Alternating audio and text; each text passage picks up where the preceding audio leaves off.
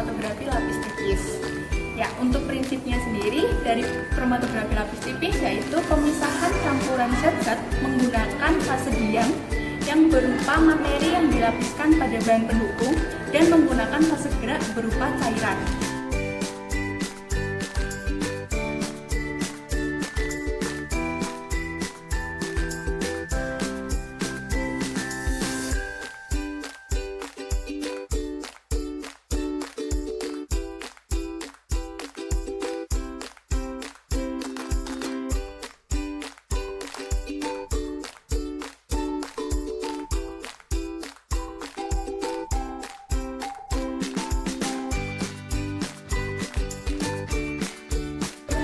Oke, hari ini kita akan melakukan praktikum dengan judul identifikasi flavonoid pada sampel ekstrak herbal. Di sini kita akan menggunakan sampelnya yaitu berupa ekstrak daun andong merah yang telah dilarutkan dalam etanol 70%. Kemudian untuk standar pembandingnya kita akan menggunakan standar pembanding flavonoid berupa quercetin.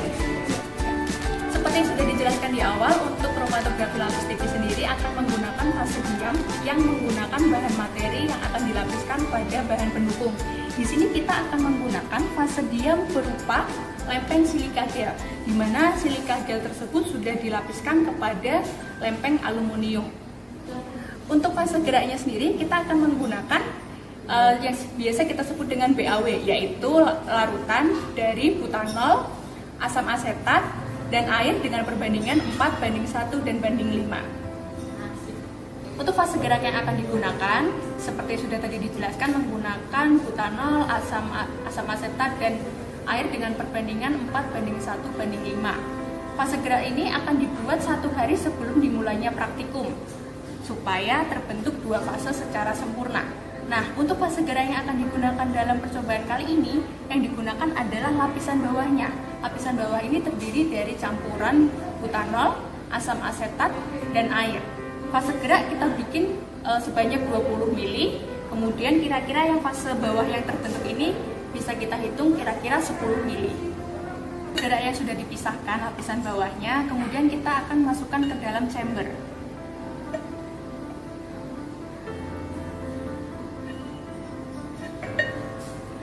Sebelum digunakan, fase gerak ini harus dijenuhkan dulu dengan cara kita akan masukkan kertas saring warna. Kemudian kita akan tutup, tunggu hingga elusinya mencapai atas dari kertas saring. Ketika larutan sudah mencapai atas dari kertas saring, bisa dikatakan fase gerak tersebut sudah jenuh. Demi menunggu fase gerak tersebut jenuh, kita akan melakukan preparasi dari lempeng KLT-nya itu sendiri. Di sini kita akan menggunakan lempeng KLT. Sebelumnya kita akan ukur panjang dan lebar dari lempeng KLT yang akan kita gunakan. Di sini kita akan menggunakan 2 totolan, yaitu totolan pertama berupa sampel dari ekstrak daun andong merah, kemudian totolan kedua berupa standar pembanding flavonoid yaitu quercetin. Untuk masing-masing penotolan kita beri jarak 1 cm, sehingga kita menggunakan lempeng KLT dengan lebar 5 cm dan tingginya 10 cm. Di sini 10 cm kita akan gunakan batas bawah dari lempeng KLT untuk tempat penotolan 1 cm dari batas bawah, dan kita beri tanda 1 cm dari batas atas untuk tempat berakhirnya dari elusi. Untuk penotolannya kita bisa menggunakan pipa kapiler sebagai bantuan. Jadi saya akan mencontohkan bagaimana cara penotolannya. Pertama, buka sampelnya, lalu masukkan pipa kapiler. Di sini pipa kapiler akan terisi dari larutan sampelnya. Kemudian kita akan totolkan pada lempeng KLT. Usahakan totolannya sangat kecil, jangan sampai melebar.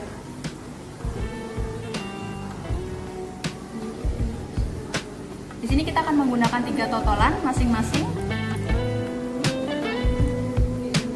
Untuk totolan pertama, usahakan biar dia kering dulu, baru kita timpa dengan totolan selanjutnya.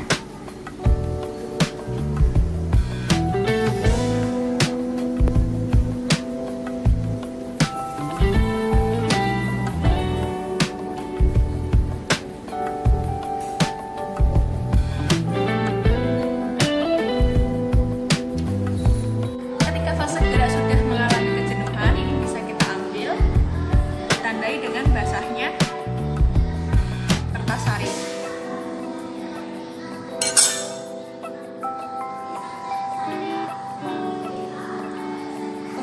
adalah fase diam yang telah ditotolkan oleh sampel dan quercetin. Ketika fase diam sudah siap, lalu kita bisa masukkan ke dalam chamber yang berisi fase gerak. Lalu kita tunggu hingga air